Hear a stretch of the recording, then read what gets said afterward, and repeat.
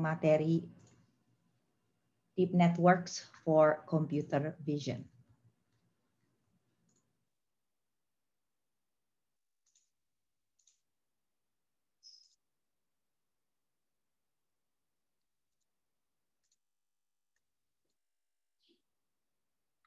Oh.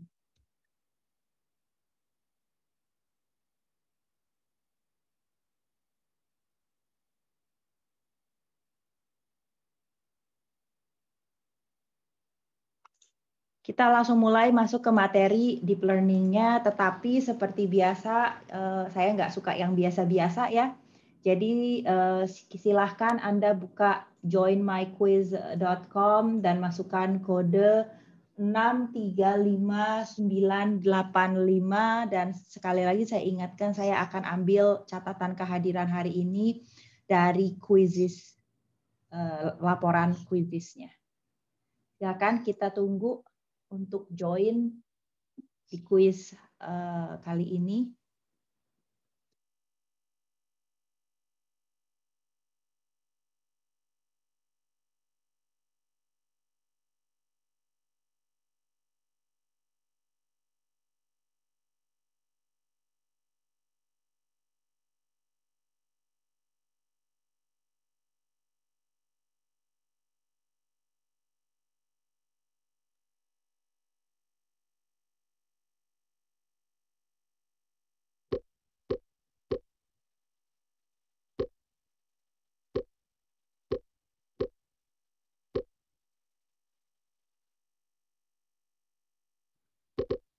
Oh iya, jangan lupa pakai nama yang sesuai absen ya. NPM enggak juga nggak apa-apa, tapi absen, nama paling enggak sama dengan absen ya, supaya saya nggak kesulitan merekapnya.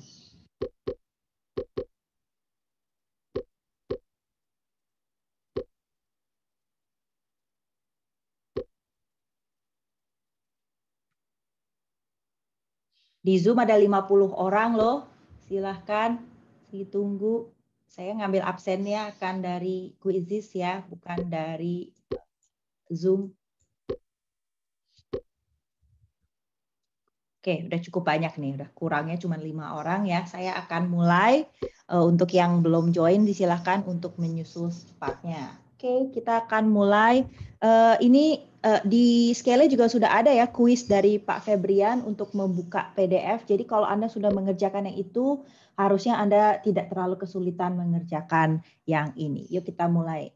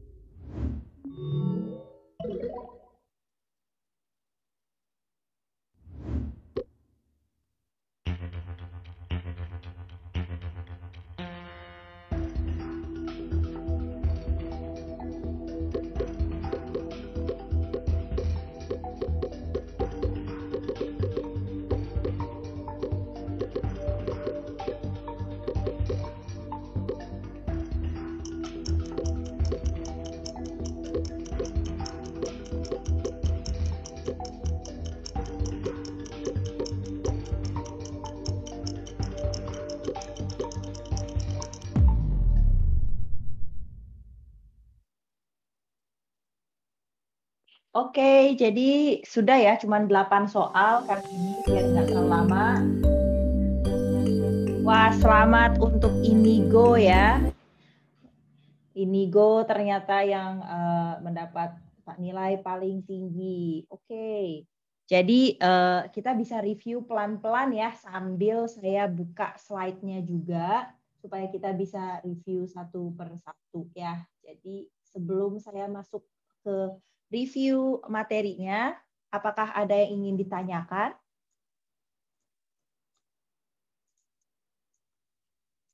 Ada? Oke.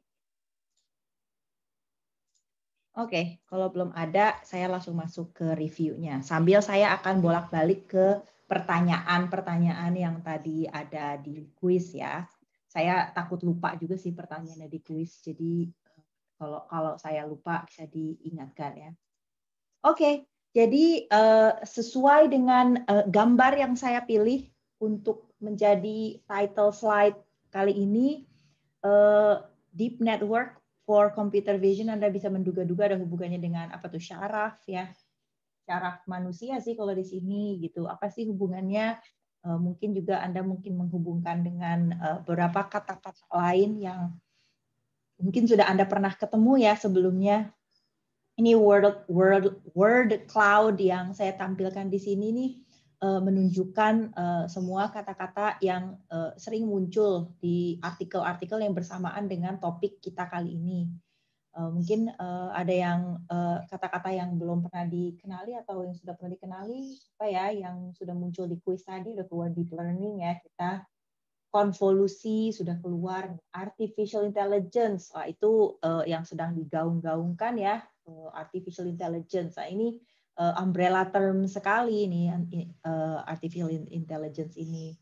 Kemudian apalagi sih kata-kata yang muncul di sini, mathematics. Nah ini jelas ada matematiknya ya, hidden layer, higher level programming, unsupervised, neurons, patterns, dan lain-lainnya. Nah, ini kenapa saya tampilkan seperti ini adalah karena kalau Anda Google akan dapat berbagai referensi yang beda-beda yang katanya Venn diagram yang beda-beda ya. Ada di sebelah mana deep learning, ada di sebelah mana machine learning, ada di sebelah mana image processing gitu ya.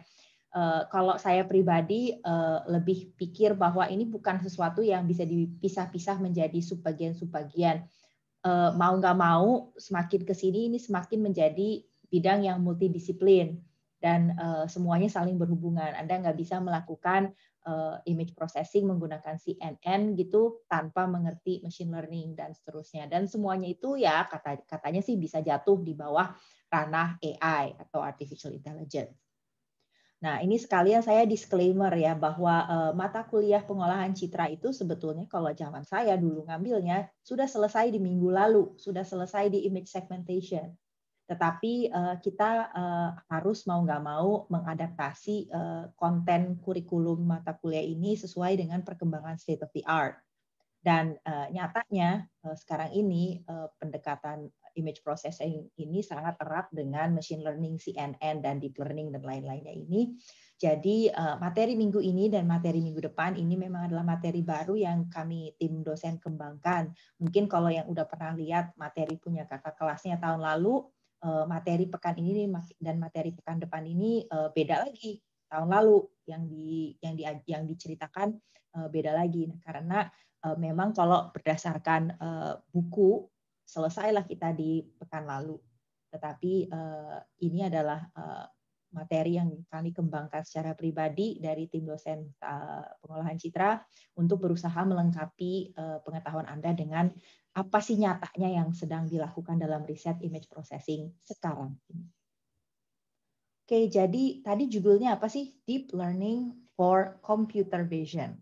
Kalau udah tahu bagian deep learning ya, nah sekarang computer vision itu apa? Jadi saya cari-cari referensi, mencari definisi yang pas tentang computer vision dan mungkin yang paling resonate dengan saya adalah aplikasi computer vision menggunakan pendekatan matematis untuk mengerti tiga dimensi, scene yang tiga dimensi yang real world-nya dari citra 2 dimensi. Kenapa judulnya vision? Mungkin karena kita berusaha memimik apa yang terjadi di mata manusia. Nah, kalau Anda ngelihat nih di saya ngelihat layar, lihat foto nih, foto 2 dimensi, tetapi Anda kan langsung tahu, oh ada mobil di belakang orang, di sana ada horizon, oh gedungnya jalannya ke belakang, sini jalannya, dan si orang ini lebih jauh daripada orang yang satu lagi. Nah, ini semua cues-nya dari mata manusia terjadi karena kita punya mata 2 ya, tidak hanya satu, tidak satu point, dan juga karena pre-knowledge yang dimiliki oleh manusia. Nah, gimana supaya kita dapat mengajari komputer atau memodelkan proses pemahaman yang sama pada komputer secara matematis ya. Dan tentunya perlu diingat bahwa segimana canggihnya pun ini adalah pendekatan sehingga bisa dibilang aproksimasi ya. Dan menurut saya sih sampai sekarang tidak ada approach yang benar-benar sempurna bisa menyerupai vision manusia. Tetapi itu tujuannya. Tujuannya adalah menyerupai pemahaman 3 dimensi dari 2 dimensi yang bisa dimiliki oleh mata manusia. Jadi ini semua sebenarnya udah ada hubungannya ya. Ini sudah pernah kita sebutkan di kuliah paling pertama dari pengolahan citra ketika kita mempelajari citra dan deskripsi. Dalam konteks citra 2 dimensi, kita sudah tahu bahwa kalau saya lakukan deskripsi ke citra, itu kan computer graphics ya. Kalau saya lakukan citra ke deskripsi, ini image analysis, dan kalau citra ke citra itu image processing yang sudah kita pelajari, mungkin image enhancement, image restoration, dan teman-temannya. Nah, sekarang ini kita sudah jatuh ke bagian image analysisnya. Dalam konteks pengolahan citra, menurut saya term yang paling broad, yang paling cocok digunakan adalah image analysis itu sendiri. Dan segala macam yang ada di dalamnya itu merupakan subbagian yang tidak bisa saling lepas. Jadi jangan khawatir, nggak akan pernah, kita nggak ujian juga sih ya, tapi nggak akan pernah ditanya definisi. Karena ini Anda Google itu beda-beda lagi juga definisi yang diberikan oleh paper A dan paper B, referensi artikel A dan artikel B akan beda-beda. Yang penting Anda tahu kita punya citra dan kita ingin mendapatkan deskripsi, dan dalam konteks vision kita mau tahu deskripsi 3 dimensi dari 2 dimensi. Nah, seperti yang tadi saya bilang, yang mau kita lakukan kan memodelkan yang menyerupai yang dilihat oleh manusia. Jadi yang ingin dilakukan dalam beberapa pendekatan ini adalah menyerupai proses yang terjadi di otak manusia juga. Makanya di judulnya disebutkan sebagai artificial neural networks. Karena kita mau membuat neural network, jaringan syaraf tiruan seperti yang ada di kepala manusia, yang ada di otak kita. Jadi masuk akal dong ya, kenapa kita mulai dari neuron biologis ini yang ada di otak kita. Saya nggak akan bahas terlalu jauh, saya tidak ahli biologi, takut salah, nanti di sini pasti lebih pintar dari saya banyak. Tetapi intinya kita mengambil impuls dan kita teruskan setelah diproses. Ambil informasi, proses, teruskan. Ambil informasi, proses, teruskan. Dan ini dimodelkan oleh dalam matematika, dalam artificialnya sebagai perseptron atau artificial neuron. Jadi sama seperti ini, kita juga punya suatu body, kita ambil input-input, kemudian semua input-input yang masuk kita proses, kita jumlahkan, kita kemudian masukkan ke dalam sesuatu yang dinamakan activation function, jadi diproses informasi yang masuk, kemudian diteruskan sebagai. Jadi sama persis seperti yang dilakukan oleh neuron yang ada di kepala kita, inilah yang berusaha dilakukan oleh perseptron matematis. Nah, tetapi di dalam kepala kita nggak cuma satu kan, nggak cuma 2 kan neuron yang ada itu banyak sekali dan berlapis-lapis. Mungkin ada ribuan yang meneruskan informasi ke ribuan lainnya. Dan untuk menyerupai itu, si perseptron ini kita susun supaya dia jadi banyak juga. Oh, sorry, saya jadi ingat, ini adalah pertanyaan pertama ya tadi di kuis. Bentuk paling sederhana dari artificial neural network adalah perseptron, karena dia adalah bentuk yang paling sederhana, unit paling kecil dari ANN kita. Oke, jadi itu pertanyaan pertama ya dari kuisnya. Kemudian selanjutnya tadi karena neuron nggak cuma satu ya, jadi kita susun jadi banyak sekali. Nah, untuk lanjutannya, neuron-neuron yang individual itu kita susun menjadi berlapis-lapis. Itu yang kita namakan dengan multi-layer perceptron. Itu artinya saya punya perceptron yang saya buat banyak lapisnya. Ini adalah ANN atau Artificial Neural Networks, model yang paling sederhana. Dulu waktu saya kuliah S1 belajar artificial intelligence, belajar jaringan syaraf tiruan, udah habis sampai di sini. Sudah habis sampai di multi-layer perceptron karena belum ada perkembangan selanjutnya. Nah, kalau Anda semua, maaf ya masih banyak materi yang lainnya karena perkembangannya sudah tambah banyak sekali. Oke, sampai di sini kita punya neuron, kita susun jadi berbagai layer. Nah, sekarang mau saya pakai dong untuk kepentingan saya. Mau saya pakai untuk kepentingan saya memproses citra. Ini citra saya. Saya mau menggunakan ANN untuk klasifikasi. Nah, saya punya gambar seperti ini kucing atau anjing ya. Nah, yang mau saya lakukan pertama kali adalah saya mau tahu untuk mengenali kucing dan anjing. Kita sudah belajar di feature extraction ya. Feature extraction, saya mau tahu dong feature factor yang mana yang saya gunakan untuk representasinya. Mungkin saya pakai color histogram, mungkin saya pakai shape.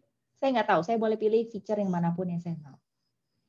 Feature factor saya ini, yang n dimensi ini, inilah yang menjadi neuron-neuron di layer pertama saya. Jadi kalau tadi saya punya 10 panjang vektornya, maka layer saya di multi-layer perceptron saya, di paling pertama input layernya panjangnya juga 10. Kalau tadi 10.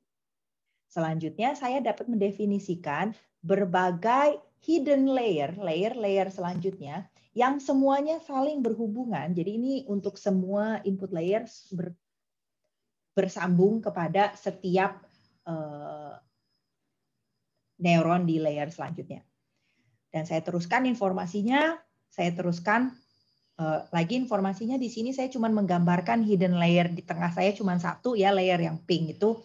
Cuman pada kenyataannya sebetulnya saya boleh pakai sebanyak yang saya mau. Dan di akhir kita output di layer terakhir untuk ANN simple ini adalah outputnya probabilitasnya dia cat atau dog.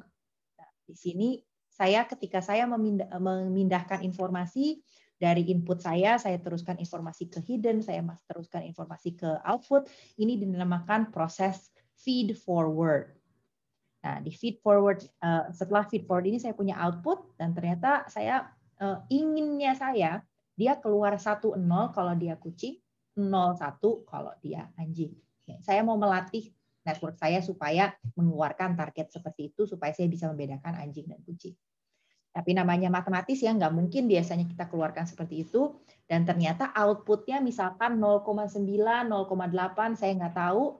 Dan saya harus hitung loss-nya itu berapa. Berapakah perbedaan dari output kelas saya yang keluar dari network ini di layer biru tua, berapa bedanya terhadap yang saya inginkan, target saya. Dan itu loss-nya atau error yang terjadi pada network.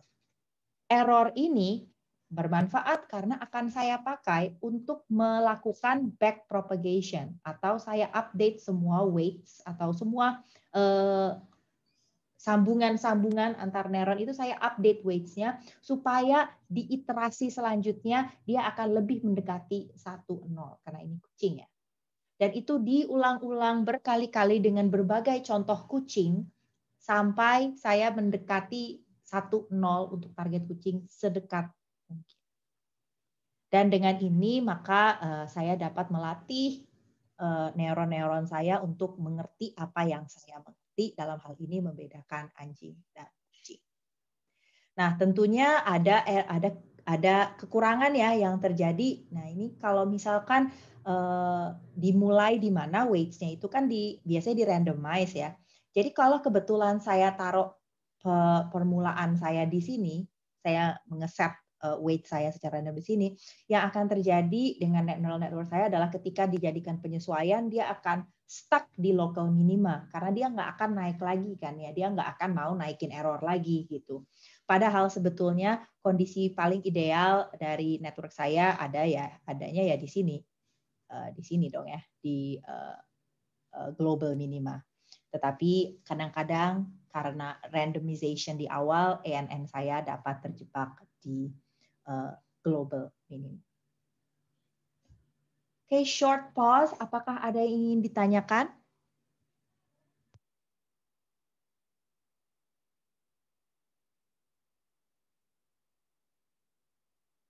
Saya coba sambungkan dengan hasil kuis tadi yang sudah dibahas. Salah satu kelemahan ANN adalah local minima. Ini yang baru saja saya bahas ya. Kekurangan yang terjadi adalah dia suka terjebak di local minima. Oops, ya dulu. Silakan, apakah ada yang ingin ditanyakan? Boleh di chat atau boleh juga langsung di unmute. Saya tunggu mungkin kurang lebih 30 detik.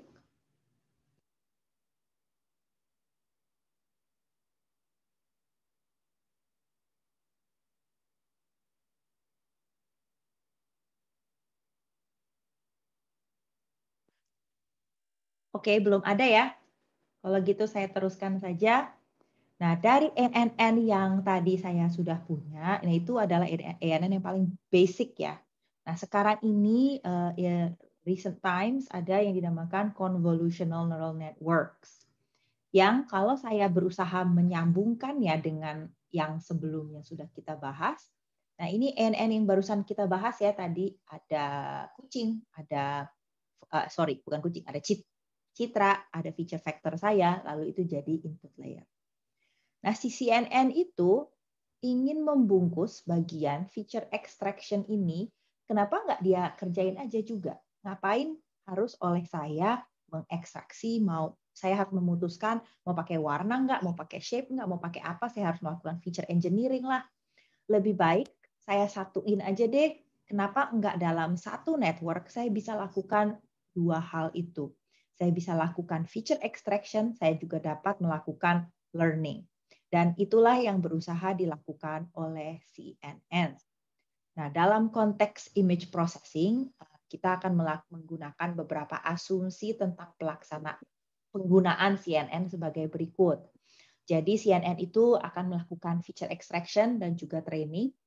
Dan secara implisit CNN itu akan men-treat input itu sebagai citra. Jadi bukan harus citra begitu, tetapi lebih karena dia akan melakukan konvolusi spasial sehingga kita asumsinya inputnya adalah 2 dimensi datanya, yaitu citra. Dan ini adalah initial layer. Dan banyak sekali layer yang involved dalam suatu CNN. Nah, penjelasan lebih detailnya Anda bisa lihat di video kuliah pekan ini ya. Dan ini ada hubungannya dengan pertanyaan kuis tentang layer-layer ya. Tentang layer-layer. Ini misalkan saya coba bahas lagi. CNN menggabungkan feature extraction dan classification. Kemudian apakah CNN hanya dapat dilakukan untuk klasifikasi? Tidak ya, kita akan lihat nanti di akhir dia bisa dipakai untuk macam-macam. Kemudian ini yang bukan satu layer pada CNN. Nah, ini diversion yang benar. Nah, ini ada deconvolution ya, yang mungkin Anda belum pernah dengar. Nah, ini adalah sering juga disebut sebagai layer transpose convolution atau anti-convolution. Jadi dia melakukan lawannya dari convolution dan ini dapat diterapkan pada suatu CNN. Interchangeable ya istilahnya ya. Saya sering menemukan paper yang menggunakan istilah deconvolution, ada juga yang menggunakan istilah transpose convolution atau anti-convolution atau upsampling. Ini secara bergantian istilah ini sering bisa digunakan. Oke, kalau gitu kita kembali lagi ke slide. Dan ini saya nggak akan bahas ya jenis-jenis layernya, Anda bisa pelajari di slide-nya. Yang ingin saya bahas lebih lanjut adalah isinya si CNN. Nah, biasanya kita nge-treat CNN itu black box ya. Banyak loh penelitian di luar sana yang I don't know why it just works. Dan kita akan berusaha memahami lebih dalam itu tuh apa sih yang dilakukan oleh CNN. Tadi barusan kata saya kan CNN pertama melakukan feature extraction dulu ya. Baru setelah itu dia melakukan training seperti yang kita tahu untuk mengenali objek, untuk mengerti konten. Nah, jadi kalau kita mau visualisasi proses konvolusi ini, Anda dapat lihat bahwa di setiap level dia melakukan ekstraksi sesuatu. Jadi yang dia lakukan itu, coba dilihat di konvolusi 1, dia melakukan konvolusi dan dia mendapatkan bentuk-bentuk apa yang lagi ada di dalam gambar. Kemudian kita lakukan ReLU, which is the activation function, untuk ensure non-linearity. Nah, mungkin supaya lebih jelas, saya akan coba tunjukkan yang ada di link ini ya. Ini ada animasinya di link ini. Oh, tidak ada ya. Di sini kah? Oh ya, ini dia. Tunggu ya, lagi loading. Nah, ini dilihat secara real time, apa sih yang sedang terjadi pada neural network. Di layer 1 dia ngambil bagian apanya sih dari gambar, apa sih yang dia proses di setiap layer. Anda dapat lihat bahwa yang paling menyerupai fitur yang kita kenali, manusia kenali, itu palingan ada di beberapa layer pertama ya. Ini masih kelihatan ya kalau dia ekstraksi bentuk nih di sini nih. Ini masih kelihatan kalau dia ada bentuk-bentuk anjing di sini. Tetapi semakin dia ke dalam, ke layer-layer selanjutnya, semakin abstrak nih yang direpresentasikan oleh network. Dan ini lebih susah dimengerti oleh manusia. Apa sih sebetulnya yang dia representasikan? Nah, jadi itu kenapa sering banget dibilang kalau deep network itu tuh black box, karena kita sebenarnya nggak tahu apa sih yang dipelajari, fitur apa sih yang dipakai oleh CNN convolution, apa sih yang dia ekstrak supaya bisa dipahami. Oh, ini mobil. Ini yang dilakukan oleh komputer tidak sama dengan yang dilakukan oleh manusia. Mungkin Anda ngelihat, oh itu bentuknya kayak gini, ada rodanya, oh ada spionnya. Dan yang dilihat oleh komputer itu bukan seperti itu. Yang dilihat oleh komputer itu matematis seperti yang tampil di slide kali ini yang tidak dapat dipahami oleh kita. Dan ini sering juga disebut sebagai higher level features. Jadi dalam suatu convolutional neural network, di layer-layer awal dia akan ekstraksi hal-hal yang kita semua kenal, mungkin warna, mungkin bentuk, dan di layer-layer selanjutnya dia akan menggabungkan informasi itu menjadi suatu fitur abstrak yang kita semua tidak terlalu paham apa artinya, tetapi dia bisa dipahami oleh komputer yang menjadi higher level features. Nah, masalahnya adalah gimana kalau manusia pengen belajar, manusia ingin mengetahui apa yang sedang terjadi. Ya, manusia hanya bisa mempelajari apa yang dia pahami. Nah, jadi untuk mengerti apa sih yang dilihat oleh CNN dan mengkorelasikannya dengan manusia, biasanya kita dapat mempelajari hasil filter konvolusi pertama. Yang konvolusi pertama tadi saya bilang ya, dia mengekstraksi fitur-fitur yang paling dekat dengan yang dipahami oleh manusia. Jadi di sini dapat dilihat ini adalah hasil yang diambil di konvolusi 1 dari AlexNet. Bisa lihat bentuk dan warna yang diekstraksi oleh si Alex. Supaya tidak terlalu mengawang-awang, saya akan menunjukkan suatu studi kasus ya. Nah, ini adalah studi kasus dari penelitian saya, di mana kita berhipotesa bahwa kalau saya mengambil area-area lokal, patch-patch lokal pada suatu gambar yang hazy, saya akan dapat mengerti mana patch yang dekat dengan kamera dan patch yang jauh dari kamera. Atau seperti ini. Kelihatan di 1 meter seperti itu tampangnya, 3 meter dan seterusnya semakin berubah.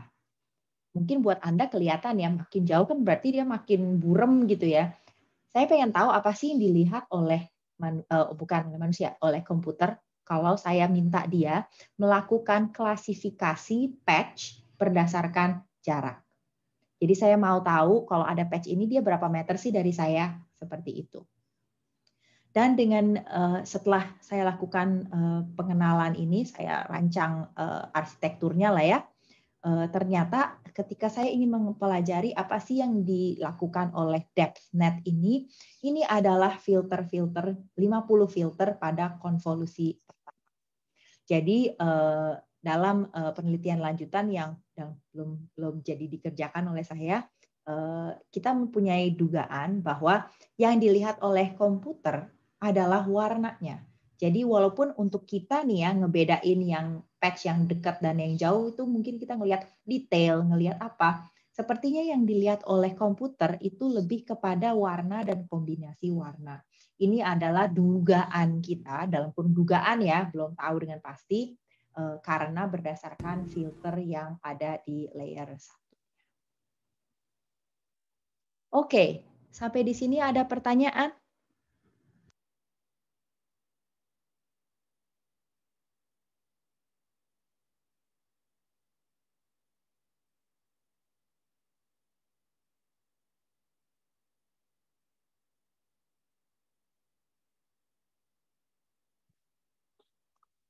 Saya cek chat ya, takutnya ada yang nanya di chat. Enggak, kayaknya enggak ada ya. Oke, kalau belum ada saya akan selesaikan sedikit lagi kok slide saya. Waktunya juga tinggal 4 menit lagi, jadi saya akan agak kebut kali ya. Di dalam slide kuliah semester ini kita membahas 3 hal yang dapat digunakan, 3 pendekatan yang dapat dilakukan menggunakan deep neural networks pada citra. Yang pertama adalah klasifikasi citra ya, cukup jelas. Ini udah muncul di berbagai contoh yang tadi kita tunjukkan ketika sedang membicarakan klasifikasi citra itu terjadi di layer akhir dari suatu deep network untuk klasifikasi. Ini nggak akan saya bahas lebih lanjut karena contohnya tadi sudah banyak ya. Ini ada banyak sekali jenis network yang populer di luar sana yang dapat digunakan untuk klasifikasi citra. Untuk suatu studi kasus, mungkin saya akan perkenalkan LeNet, yaitu mungkin ada yang ikut AI Summit kemarin, itu ada Yan LeCun yang mempresentasikannya. Ini beliau ini ya papahnya deep learning gitu, dan dia berusaha melakukan klasifikasi digit. Kemudian aplikasi kedua yang ingin kami sorot di dalam kuliah ini adalah image to image mapping atau image to image translation. Dan dapat dilihat di sini agak endless ya yang dapat dilakukan. Ini hubungannya dengan pertanyaan kuis tadi ya. Suatu gambar berwarna, citra berwarna dapat dipetakan ke apa saja. Ke sketsa bisa nggak? Ke warna lain bisa nggak? Ke color space lain bisa nggak? Ke depth bisa nggak? In theory, apa saja bisa. Termasuk image to image translation untuk melakukan segmentasi. Nah, ini saya sorot karena kenapa saya bikin slide satu sendiri karena ini hubungannya dengan proyek akhir Anda. Salah satu image to image mapping adalah bisa dilakukan dari input gambar seperti di kiri kepada map atau segmentation map seperti di kanan. Tentunya dalam tugas Anda tidak harus melakukan segmentasi sekompleks ini ya, multi class ya ini ya. Anda hanya melakukan binary segmentation saja. Jadi teorinya sih bisa dilakukan untuk apa saja. Jadi sebagai karena secara matematis yang saya lakukan adalah memetakan data points ke data points dengan memodelkan relasi antara keduanya. Kemudian kalau saya sudah tahu relasinya, saya dapat menggunakan relasi tersebut untuk mapping. Dan kebetulan untuk deep learning sangat powerful untuk memetakan relasi tersebut. Ini ada beberapa deep network untuk image to image mapping yang dapat Anda pelajari dan mungkin sangat bermanfaat untuk proyek akhir. Sebagai case study khusus, ini saya akan menunjukkan pemetaan dari gambar ke depth map seperti ini dan dapat dilihat bahwa kita cukup dapat merekonstruksi depth map dari input ini ground truth dengan berbagai macam network to varying degrees of success. Jadi ada yang lebih sukses dan ada yang kurang sukses. Tentunya namanya deep learning saya harus coba dan bisa diotak-atik parameternya. Untuk aplikasi terakhir yang ingin kita sorot dalam kuliah ini adalah untuk representasi. Nah, manusia itu kalau misalnya mau ngomongin sesuatu, ngomongin desimal, saya nggak terlalu suka desimal, saya bisa lakukan representasi yang berbeda, yaitu biner. series misalkan. Dan sama halnya dengan itu, daripada kita merepresentasi data dalam bentuk citra, kompleks nih ya, citra itu sangat kompleks, besar juga datanya. Saya bisa translate-nya menjadi suatu representasi yang lebih ideal. Dan ini dapat dilakukan dengan berbagai arsitektur, contohnya convolutional autoencoder. Untuk ketika dilakukan seperti ini ya, dapat dilihat ini input saya kecilkan dia, kemudian saya rekonstruksi dia menjadi besar. Nah, di tengah-tengah ini, ketika dia lagi representasi kecil ini dapat saya ambil sebagai latent representation-nya. Dan manfaatnya adalah saya dapat, mungkin kalau masih bentuknya citra besar ini, saya nggak terlalu bisa memisahkan antaranya. Tetapi yang bisa saya lakukan dengan representasi lebih sederhana, ternyata setiap kelas akan terpisah dengan lebih sempurna. Dengan memisahkan lebih sempurna, tentunya akan memudahkan klasifikasi, clustering, atau apapun task yang ingin kita lakukan.